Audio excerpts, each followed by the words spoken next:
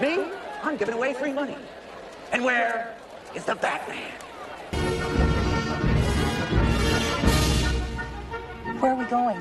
Batman 1989, directed by Tim Burton and starring Michael Keaton as the Dark Knight, completely redefined superhero movies and set the tone for decades to come. It's dark, moody, stylish, and full of unforgettable performances, especially Jack Nicholson's iconic Joker. But behind the gothic Gotham and high-tech gadgets, this film has some truly weird and surprising stories you might never have heard before. Ready to uncover 10 strange facts about the making of Batman that will blow your mind?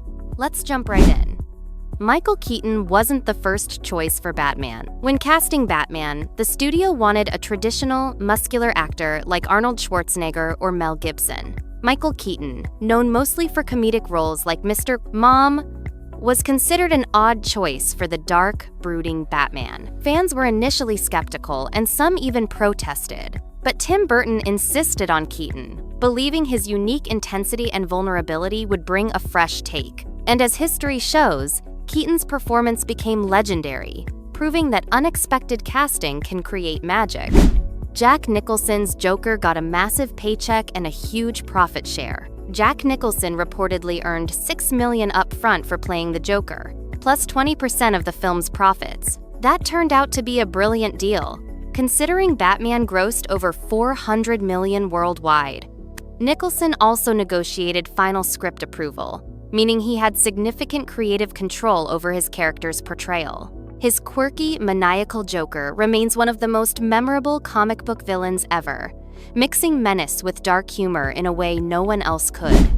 The Batmobile was built from a Chevy Impala. You might think the sleek, futuristic Batmobile was built on some exotic chassis, but it was actually constructed on the frame of a 1970s Chevrolet Impala. The design team added custom fiberglass bodywork, jet engines, and unique gadgets, but underneath, it was a classic American muscle car.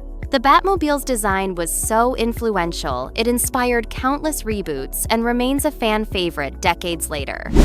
Tim Burton almost didn't direct. Before Tim Burton signed on as director, Batman was considered a risky project, and Warner Brothers was hesitant about Burton's dark style. Initially, several directors passed on the job, and Burton himself was unsure if he wanted to tackle a superhero film. It was only after seeing the script and being offered creative freedom that Burton accepted, setting the tone for the dark, gothic world we now associate with Batman on screen. Batman's voice was partly inspired by an opera singer. Michael Keaton's Batman voice sounds distinctively deep and gravelly, but it wasn't just a random choice. Keaton worked with a voice coach and took inspiration from opera singers to create a voice that would sound intimidating and theatrical. The goal was to differentiate Bruce Wayne's mild-mannered persona from his vigilante alter ego. This voice choice has since become iconic, even though it took some fans time to warm up to it. The film's Gotham City was mostly filmed in London. Although Gotham is often thought of as a gritty American city, most of Batman's Gotham was actually filmed in and around London. Tim Burton's vision for Gotham was heavily influenced by the city's Gothic architecture and foggy streets. This gave the film a unique atmosphere, combining American comic book elements with a distinctly European feel, making Gotham feel both familiar and otherworldly. The Joker's smile was achieved using prosthetics and makeup. Jack Nicholson's iconic Joker smile wasn't just makeup, it involved elaborate prosthetics glued to Nicholson's face. These allowed for an exaggerated, permanent grin, giving the character a terrifying yet cartoonish appearance. Nicholson also took a method approach, staying in character on set to maintain the Joker's unpredictable energy throughout filming. The film's score was composed by Danny Elfman, who created the Batman theme on a synthesizer. Danny Elfman's Batman theme is one of the most recognizable film scores ever.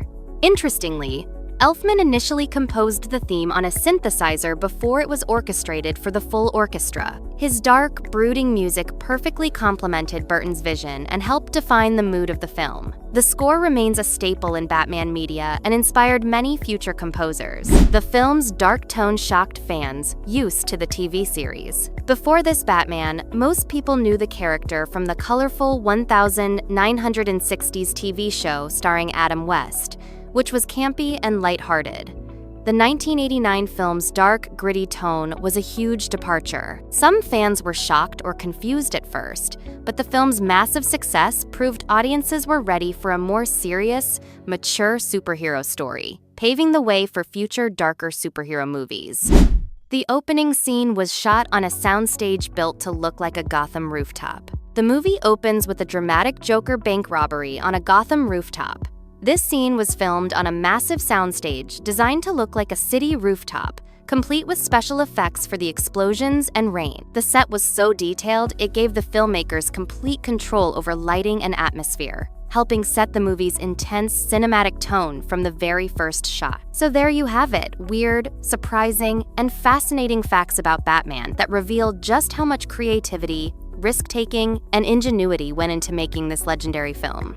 If you enjoyed learning these behind-the-scenes stories, be sure to like, share, and subscribe for more deep dives into your favorite movies. Don't forget to hit the bell icon to stay updated on future videos. Thanks for watching, and remember, in the shadows, the Batman always watches.